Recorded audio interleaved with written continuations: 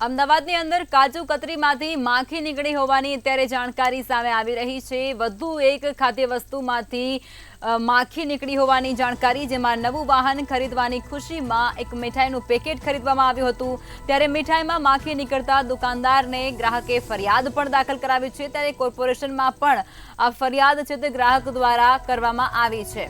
વધુ એકવાર ખાવાની વસ્તુમાંથી જીવાત નીકળ્યા હોવાનો મામલો, જેમાં અમદાવાદ શહેરની અંદર કાજુ કતરીના પેકેટમાંથી માખી નીકળી હતી। નવું વાહન ખરીદવાની ખુશીમાં એક ગ્રાહકે તે મીઠાઈનું પેકેટ ખરીદ્યું હતું, તેનું વેચાણ કરવા માટે પેકેટ ખરીદ્યું હતું, ત્યારે મીઠાઈમાં માખી નીકળતાની સાથે જ હવે દુકાનદારને રજૂઆત પણ તે ગ્રાહકે કરી અને સાથે જ કોર્પોરેશનમાં પણ આ સમગ્ર મુદ્દાને લઈ અને ફરિયાદ દાખલ કરવામાં આવી ચૂકી છે। आपके शोर में मीरा नारियल का शॉप है। मैंने इलेक्ट्रिक गाड़ी 2 दिन पहले ली थी। आपके शोर सोसाइटी के सामने मेरा शॉप है, बराबर। तो 2 दिन पहले मैंने इलेक्ट्रिक गाड़ी ली थी, तो मेरे घर वालों ने सबने बोला कि भाई मिठाई मुँह मीठा कराओ। तो मैंने ठीक है, तो मेरा मुँह मीठा करा देते हैं। तो मैं घर जा रहा था रात को मस्ती करके घर, तो मैं बोला चलो यहाँ से मिठाई अपने ले ले। तो मैंने वहाँ से मिठाई ली, तो मैंने बोला चलो पेंडा क्या ले, उसकी जगह काजू